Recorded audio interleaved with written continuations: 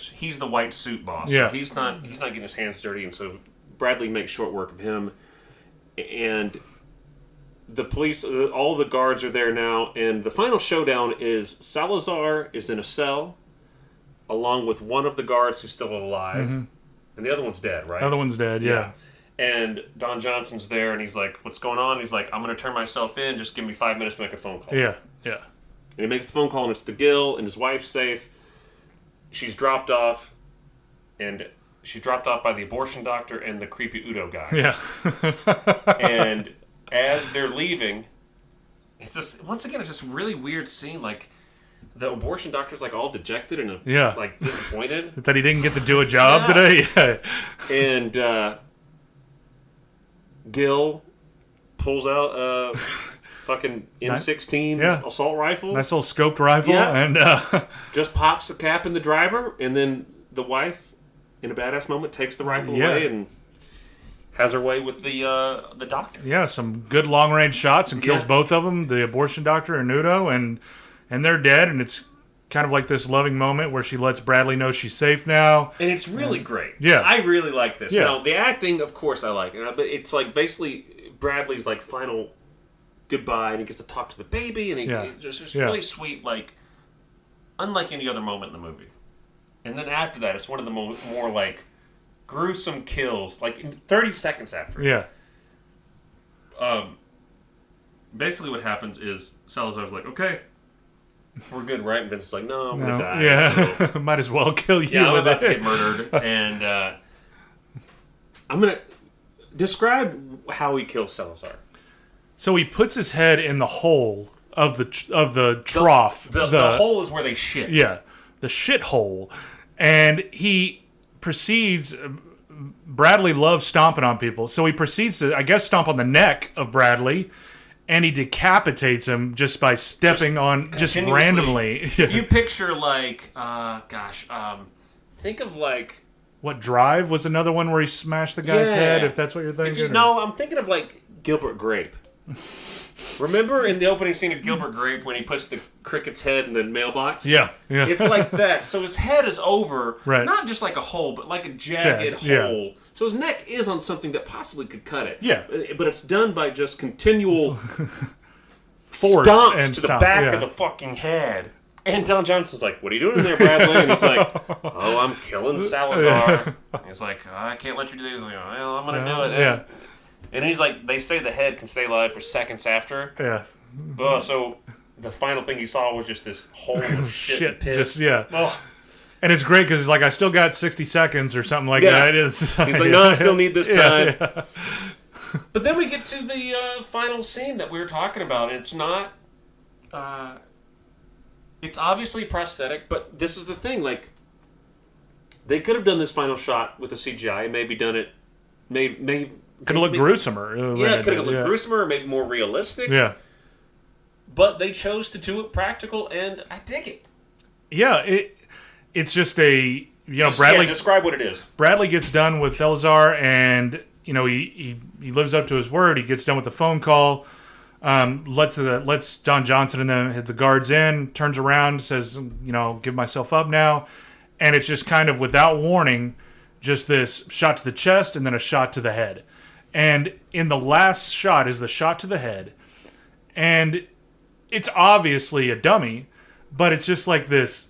It's like if you're watching a teen driving or a teen gunshot movie, like to stay away from guns or something that you would see, like a good way to put it. Of a couple of kids that are high and playing with dad's gun or something, and then shoots the friend. But it's very quick, but you definitely know it's a dummy. Right. It goes to this silicone like prosthetic head. Yeah, of just this back of his head getting blown out and blood, and then it's immediate just roll of credits. And that's it.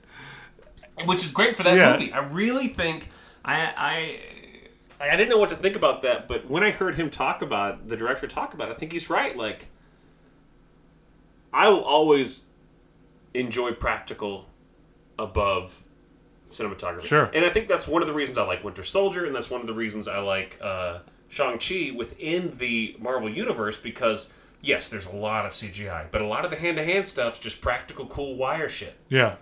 And it's always going to win me over. Yeah. Fucking Protector, Tony Jaa shit. Give me that all day. Yeah. And we get that in here. It's certainly not the flip and fly, but it's the breaks, it's the long shot, hand-to-hand combat fight scenes, and then we get this, not the greatest prosthetic, but it's good enough. The shot's so quick and the head explodes. Yeah. Less than a second after the face is on the screen, the head explodes. Yeah.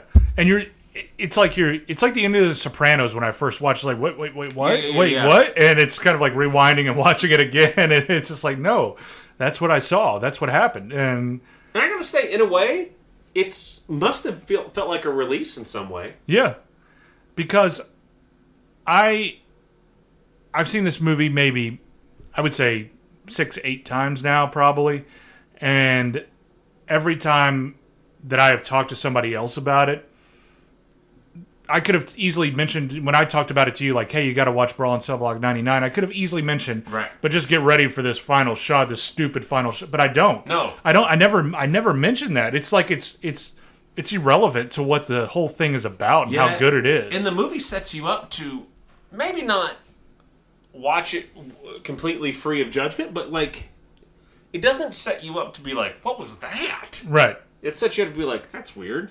Or, like, it's not a negative reaction. It's just like a acquisitive reaction. Yeah. Which is really cool. Yeah. In a way, it's like a unique, I guess, thing to try to pull out of an audience. Yeah. So the end of the movie ends in a peace. I think it's about as peaceful as it could have been for that character. I really think it's like his release. He welcomed it at that point. Yeah. He did what he had to do. He knew he got the job done. He knew his family was safe now. And I think he would have rather been killed than